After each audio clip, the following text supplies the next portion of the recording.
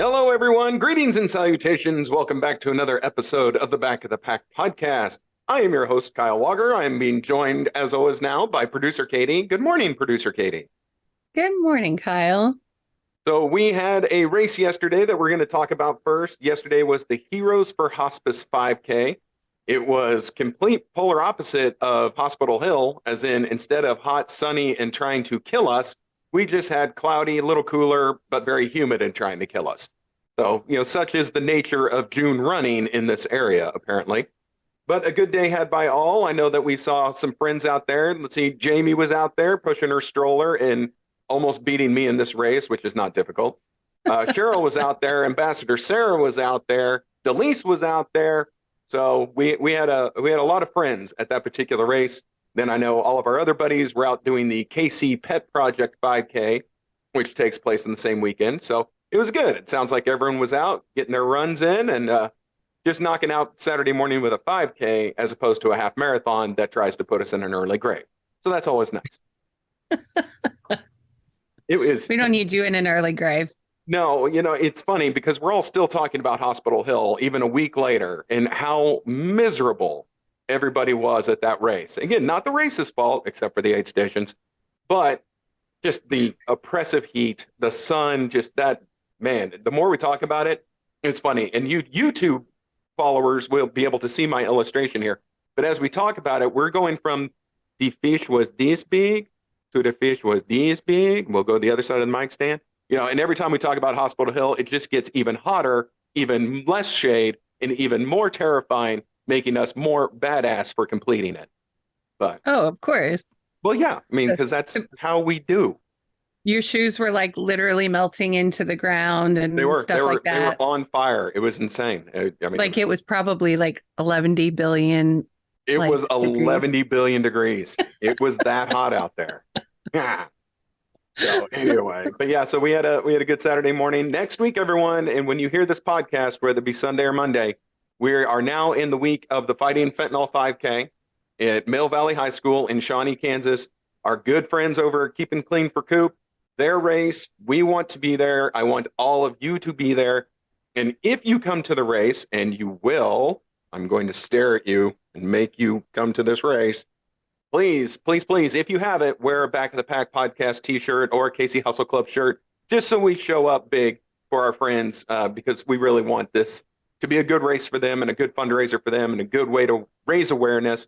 And I'm sure Katie will second that, as she does a lot of work for them away from the podcast stuff. And so we want everyone to be at this race. You can still get signed up. I know it's race week, but you can still get signed up. You got plenty of time. How about this? If the first person to come up to you who sees you, who does not have a Back of the Pack shirt, I will bring one of each size just so I make sure we can get them in a Back of the Pack shirt. How's that? Score. You guys heard it here. If you find me, I'm the guy that looks like me if you're watching YouTube. If you find me and you say, hey, I would like the Back of the Pack t-shirt and I need size blank, Katie, who will be at this race, will have one available and we will hook you up. So free t-shirt. All you got to do is get out there and find me and say, I need the t-shirt. You will have the t-shirt. Then we run the race and life is grand. So, all right, there we go. You heard it. Producer Katie said it. Let her say it. Let it be written. Let it be done. Oh, man, she's getting ideas as we're sitting here. This is frightening. I know, because you can see the hamsters turning, can't you? It's the smoke coming out of your ears. That's dead. Oh, God, the smoke. I usually have them plugged. Anyway, no, I was thinking I have not done a special day shirt for Fighting Fentanyl yet, and I really probably should. You should, but if you do one, you have to make two, because I at least get one. Yeah, well, I mean, I guess you are the talent, so I guess. But you guys gave me that name. That's definitely, I didn't, no. Yeah, so, okay, sorry, we derailed, but yeah, it sounds like Katie might make a specialty shirt, and for me, it better be in Dry Tech, because last year, another race that tried to kill us due to heat. But yeah, all right, so there we go. Mm-hmm. Yeah. That one, I do think we were melting into the ground. We were, yeah, you were out there for that one. It was hot. It was real hot. Icy. All right, moving on. That's next weekend. So last week, we got to go out and do an event for Global Running Day. Now, before we talk about the event, let's first talk about Global Running Day, because honestly, a lot of us didn't know what it was until quite recently. Here is the history of Global Running Day, and I'm just going to give it to you as I read it. Global Running Day started in the United States in 2009, although at the time it was referred to as National Running Day. The inaugural Global Running Day was held on June 1st, 2016. As my computer now jumps around, on that day, over 2.5 million runners from 177 different countries took part, running an estimated 9.2 million miles between them. We get out of breath just thinking about all that running. Well, that's true. The day aims to get everyone moving and be more active and champions not just in physical health benefits of running, but also the mental health benefits it can have as well, such as reduced anxiety. The Million Kid Run has also become a huge part of Global Running Day. This is the youth division of Global Running Day that aims to have over 1 million kids from across the world take part. By making fitness fun, they're hoping to inspire our future generations to remain healthy and fit. The 2020 Global Running Day was made more challenging due to the COVID-19 global pandemic, with some of the traditional events paused due to social distancing recommendations. Many were taking part with a virtual team or participating in the Tag One Challenge on social media. If you're looking for the extra bit of motivation, then look no further. Global Running Day is here to stay, and there's a huge community to give you that extra bit of fuel in your feet.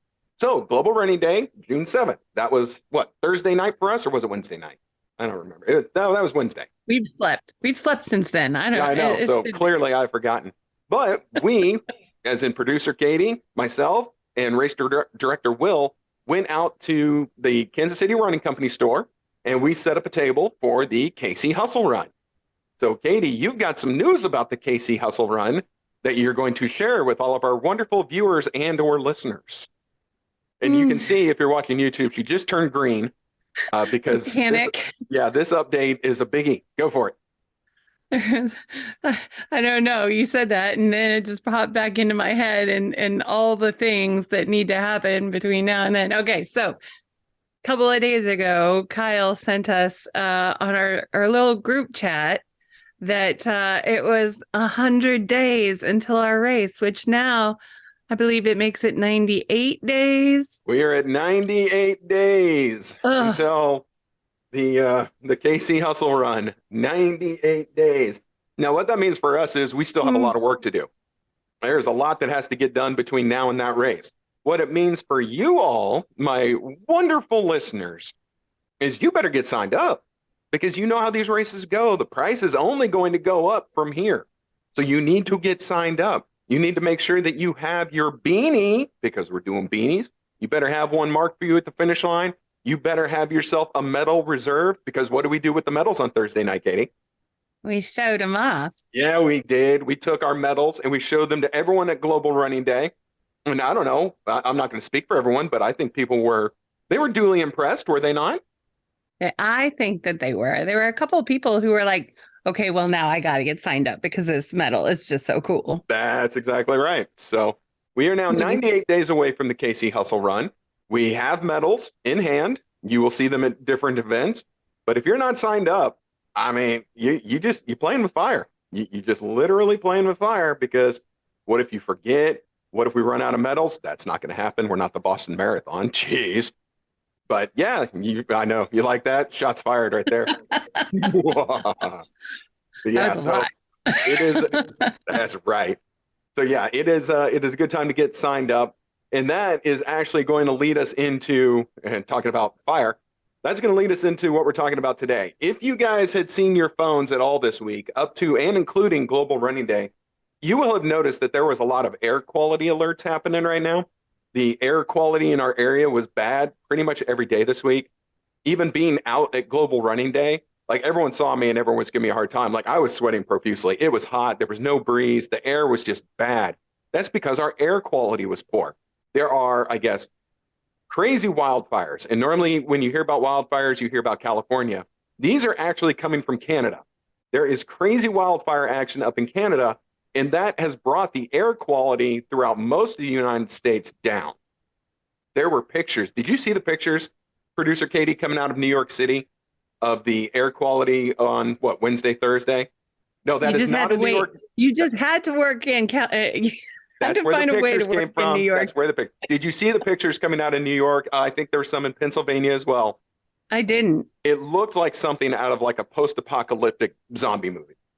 Like Oh, this. you know what? I did see one post and I wasn't actually sure what it was, but this makes total sense because there was one where it was like 24-hour difference and one was like completely orange and one Yes. was like, oh yeah, I did see something like that. God, that was crazy. Right. So that was the actual air in the air quality, shall we say, in the upper Northeast. While these wildfires were going on, there were sports games that were canceled. The Mets, the Yankees, all of them canceled. Some of the Ugh. soccer teams up there, their Yeah, I games wouldn't were want to also be out canceled. breathing that. I wouldn't Right? want to Could you be out imagine breathing trying to be that. an athlete, be a No, baseball or soccer player trying to breathe that, even in the stands? That would be terrible. no. So I just wanted to pull this up. Let's talk about this because air quality is a thing for runners. Again, it was particularly in the news this past week, but it's something that can get us all year long. You know, whether it be wildfires or just the heat, drought, whatever. There's a lot that can affect your air quality. So we went to Runner's World because they had a big article put out about this. So let's talk about it. And it says many Americans and Canadians are waking up to smoke-filled air, a hazy orange glow in the sky, and dangerous air quality. That's because there are currently more than 150 wildfires burning in Quebec and Ontario, Canada, and affecting the air quality throughout much of the Midwest and Eastern United States. Now, think about that. That's in Canada. We're in Kansas. It's coming halfway down the country and affecting our air. Like, that's some serious smoke right there. That's crazy. Lightning storms combined with dry, hot conditions in Canada are to blame. If you're considering heading out the door for your usual run, you might want to pay attention to the warnings as the smoke-filled skies can negatively affect your health. Wildfire smoke can travel hundreds, even thousands of miles, says a professor of environmental health division at the Department of Preventive Medicine at the University of Southern California Keck School of Medicine. Wow, fit That's a that on a mouthful. business card. Hence why people on the East Coast may be seeing smoke throughout their cities and towns. So even if your skyline isn't hazy, you might be vulnerable to the effects of that smoke. That's because athletes who are working out take in a significant amount of air compared to people who aren't working out. No kidding. If you're just sitting quietly in a room, you might be breathing in 8 to 10 liters of air per minute, says this doctor with the very long title. If you're running and working hard, you might be breathing 150 or 180 liters per minute. Okay, so 8 to 10 to 150 to 180. Well, yeah, that's a big difference. In poor air quality conditions, you're not just going to be sucking wind. You're going to be inhaling combusted and reactive material such as dirt, wood, paint, solvents, rubber, and insulation, in addition to gases if running through wildfire smoke. Not quite the fuel your lungs and muscles are screaming for, right? So here's how to navigate the situation. And boy, I never thought about that. I would have thought, now I'm sidebarring here, that it would have been smoke, and smoke is bad enough. But think of all the stuff, I guess, that's in that smoke. You know, Yeah. dirt, wood, paint, solvents, rubber, and insulation from all the stuff Yeah. burning. Plastics and all that stuff getting into your lungs. That's not good. Ew, that doesn't sound good. That Mm-mm. sounds real bad. All right, so what it says here, how to look up air quality in your area and what it means. So if you have an iPhone, you may have opened the weather app at some point or another to see an alert under your location saying unhealthy air quality or unhealthy air quality for sensitive groups. Now, I know my iPhone here in Kansas, it was giving us the full-blown unhealthy air quality. I'm That checking warning is mine right based. now. Do what? I'm going to check mine right now. You don't have an iPhone. Boo. I have a fold, which You is do have a fold, which is really so cool. much cooler. If Apple does a folding phone, I'm in. That warning is based on the Air Quality Index, or AQI, a numerical scale from the Environmental Protection Agency that standardizes health risk and exposure to 5 pollutants regulated by the Clean Air Act: ground level ozone, particle pollution, also known as particulate matter, carbon monoxide, sulfur dioxide, and nitrogen dioxide. Any number over 100 is considered unhealthy for sensitive groups. The elderly, children, and people with heart or lung diseases may be vulnerable, while the general public may start to experience health effects when it's over 150. When that number tips over 200, that increases the risk of health effects for everyone. This is meant to be a generalized guide as to what we might be exposed to and how to adjust your behaviors accordingly. Health concerns are particularly linked to fine particulate matter with diameters less than 2.5 micrometers. Particles can vary from the size of a grain of sand or dust to those you can't even see with the naked eye. These microscopic particles are so small, they get past your body's defense mechanism. When you're breathing heavily, they get drawn deep into your lungs, into the blood, air exchange in your alveoli, that's in your lung, where they can pass into the bloodstream and cause long-term health issues. Man, this is kind of nuts. It says on the EPA app, so the Environmental Protection Agency app, available on Apple and Google, you can see the specific risk from particle matters 2.5 particles. So I guess you can find out more information there. Nice. What I'm gathering.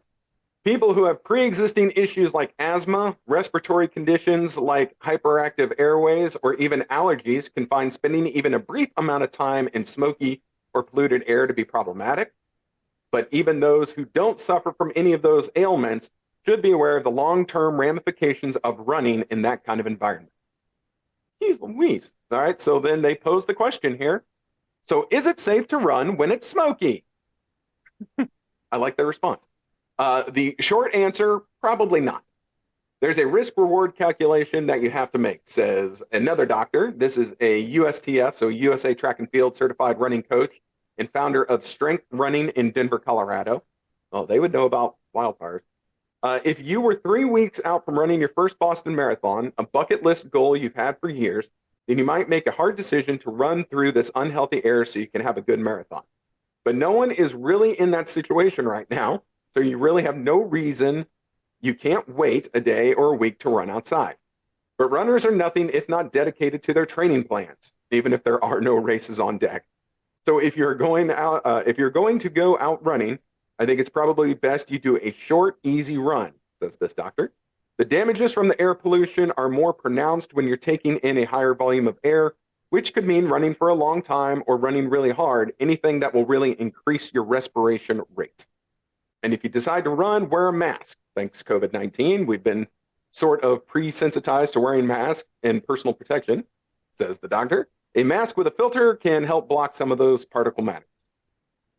Yeah, but a lot of us, well, not a lot of us, but a lot of y'all tried running with masks back in the day, back in the way back when we were, doing pandemic-y stuff. Y'all hated it. And I wasn't even going to try it because I have enough trouble breathing. I'm not trying to breathe through a mask and run a race. No. I can't imagine how that would help. I know there were people who did I almost feel, well, I mean, in this instance, I almost feel like it's a draw. Like you're either having harder time breathing because of the mask or you're having a harder time breathing because of the air. Like, right. I don't know that that's a great trade-off. Yeah, I know that's a good question right there because you're still making your lungs work a whole lot. I guess there's probably worse long-term effects running in the smoky stuff as opposed to the mask. Maybe. That would make sense. All right, so here we go. You should know that just a 30-minute moderate intensity aerobic training session could produce high levels of pollutant inhalation in certain areas. Research published in the Internal Journal of Environmental Research and Public Health found. And in the short term, high levels of air pollutants may lead to decrease in the maximal oxygen consumption, VO2 max, according to a paper published in 2019 in the journal Scientific Research and Essays, which would make exercising at your normal pace feel much harder. There we go. They could have avoided a lot of big words and just said that last sentence. If you can see and smell the smoke, consider that 2 strikes against your desire to run outside. But even if things look clear, before you run, you should check the AQI score to figure out whether it's even a good idea. If you're actually feeling the effects of the pollution in the air when you're running, if you're actively feeling like your throat is burning or your eyes are watering or you're sneezing, that strikes me as concerning. It's best to bag it and head home. That makes sense. None of that sounds okay. Do what? None of that sounds okay. Yeah, no, that all sounds terrible. Yeah. It's not just your running performance that can be impacted. The American Heart Association has warned that exposure to PM2, the particle matter 2.5, over a few hours to weeks can trigger cardiovascular disease-related mortality and non-fatal events. Longer-term exposure, i.e. a few years, increases the risk for cardiovascular mortality to an even greater extent and reduces life expectancy by several months to a few years. Good Lord. More grief. recent research has shown that even small increases in the amount of the particle matter 2.5 in the air increased respiratory and cardiovascular hospitalization and mortality. According to a 2017 study published in the Internal Journal of Public Health, the negative effects of PM 2.5 were also found to be more persistent than those of other pollutants, according to a 2015 review in the British Medical Journal. Holy crap, I didn't think this was that bad, but listen to this. That's not okay. None of that sounds okay. Yeah, none of that is okay. So here's some alternatives. What to do instead of running outdoors in poor air quality. Sure, runners want to run, but if you're not going to be testing yourself in a race situation, if your livelihood does not come from your running performances, then it's probably a good idea to stay inside and hit the treadmill or shuffle your schedule so that you can take a day off or move a harder workout until later in the week when the air is a little bit better. We're almost done, I promise. Indoor running isn't your only option. You can also do aerobic cross training like a HIIT workout. Inside, you can focus on strength training, and you can even do dynamic flexibility exercises and foam rolling. You guys are funny because so many of us runners, we absolutely worry about our dynamic flexibility, and we all foam roll, don't we? We sure do. I know race director Will does. Oh yeah, no, he carries it in his car, and it collects dust in the backseat. Let's be honest. And I have foam rolling stuff too. I couldn't tell you where it is. Couldn't even tell you last time I used it, but I own it. I do too, and I'm not even a runner. There you go. See? I've used it twice. You should always be working off this hierarchy of, if you can't do the ideal thing, then what's the next best thing? If you can't do that, then what's the next best thing? So there we go. Make a list of your best things. Move down the list. So I can tell you, I looked up, there is a website called airnow.gov that gives you all this fun information specifically about where you are in your city and how the air quality is. And today we are at moderate, just FYI, at least here in the grand city of Gardner, Kansas. So that is actually a town, folks. You probably haven't heard of it, but it is actually a town. Apparently there was a debate between whether or not it's a city or a town. I'm not even going to get into it, but whatever. Anyway, it is moderate here in Gardner today. All right. So finishing up this last little bit here, the doctor mentioned above with the really cool title. He finished it up by saying, if there's anything the pandemic over the last years plus has taught us, it's to embrace flexibility when it comes to pretty much everything right now. Use this time wisely. There's a lot of opportunity to be had when you can't go running, but you still have that time blocked off. That's a helpful way of reframing a bad situation into something that you might be able to use productive. So that is that. So long story short, I had no idea that this bad air quality was such a thing. I knew I was going to talk about it this week because I knew I'd seen the article come through and thought, oh, you know what, that's timely. And, you know, we want to take care of our lungs. They're mildly important in this running world, but until just now, I had no idea that we could do real big damage to ourselves by running in some of this nonsense. Maybe not so much here in the Midwest, even though the air quality was poor, like full-blown poor. But East Coast people, like if you could see that orange haze in the sky, boy, keep your happy rumps inside. My goodness, that was a lot. Hold on, Katie, are you muted? Is Katie muted? Yes, I was. Oh, busted. I was closing my phone, and you know that fold phone, it is kind of loud if you like slam it, and I just clapped into the microphone, so that'll be great too. But no, what I was saying was I wonder if the rain that we've had recently has kind of helped clear some of that out. I would hope so. What I think we need the most is a breeze. If you can notice how still it has been ever since Hospital Hill last week. We haven't had a windy day. I'm looking outside right now, and it's just super still. Yeah, nothing's moving. Nothing's moving. So thankfully here in this area, we did have rain for the last day and a half, almost 2 days if it keeps going today. But there's no wind. There is nothing to blow this nonsense out of here. Yeah. But it sounds like really they need this rain up in Canada. get some rain, get some wind, and clearing all this out. But Yeah.